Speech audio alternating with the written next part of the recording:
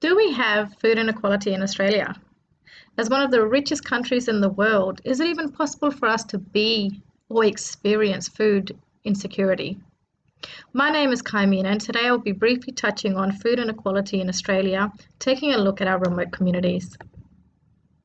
I will start by looking at what food inequality is, then exploring food inequality in Australia, before looking into food inequality issues in the remote Indigenous communities.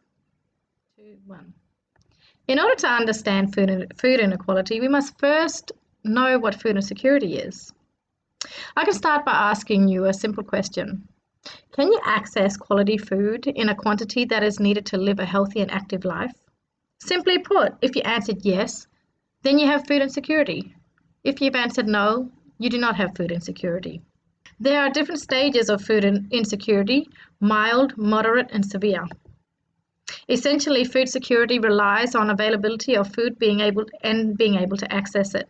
In order to address food insecurity, food inequality must be taken into account. Essentially, food inequality is caused when people do not have access to enough food and the type of food to fulfill nutritional needs.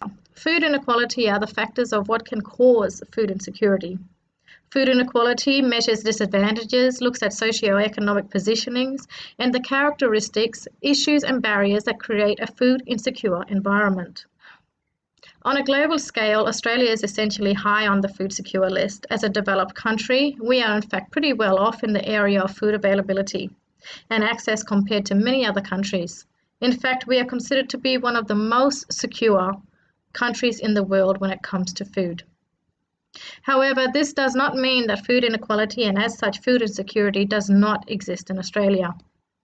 Pollard and Booth in 2020 this year note that rich countries face household food insecurity of up to 20% of the population in some places, and that the issue with these developed economies are very closely associated with inequality.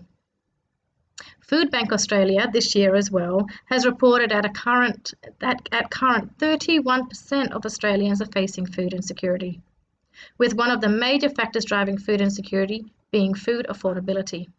Some of the groups affected by inequality and healthy and sustainable food affordability in Australia are women and children, Indigenous people, as well as isolated and rural communities. Food Bank Australia highlights that women are 1.5 times more likely than men to experience food insecurity, and that children represent 22% of food insecure Australians.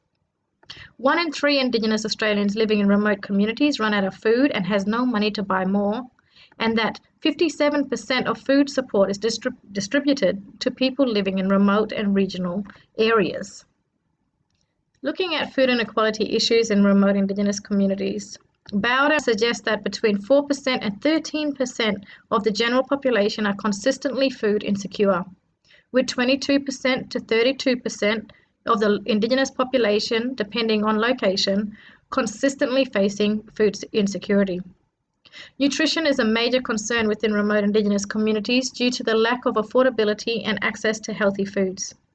As such, 1 in 3 Aboriginal and Torres Strait Islander children is not getting adequate amounts of fresh fruit and vegetables, as suggested by NewsGP.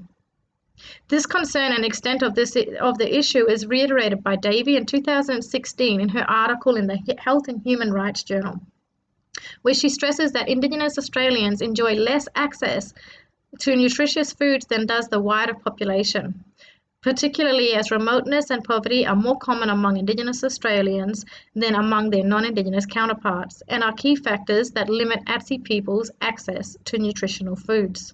1. Furthermore, Australian Indigenous Health Infonet highlight that Aboriginal and Torres Strait Islander people in remote areas are more likely to experience food insecurity than those in non-remote areas. The Infonet have also found research that suggests the underlying cause of food insecurity in Aboriginal and Torres Strait Islander communities include a range of socio-economic factors, though a particular factor in remote communities is the cost of food. To be specific, how much would you pay for this small punnet of defrosted cherries? Would you pay, say, $8, $10, $15? or maybe 20? How about $31.25? Would you pay that? This photo was taken by a local resident in a remote Aboriginal town here in Western Australia. A price shock that caused a storm on social media as internet site Welcome to Country made report of.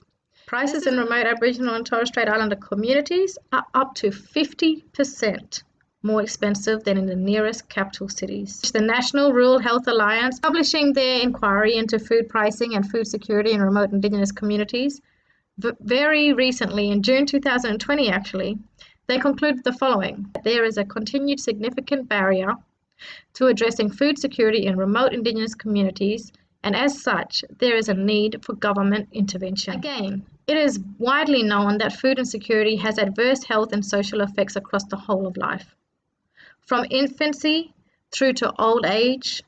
And whilst many may automatically visualize famine in third world countries when hearing the term food insecurity, it involves many other aspects and affects a broad range of societies and environments differently. Australia has a genuine issue surrounding food insecurity. It must be given more attention in our national dialogue. Thank you for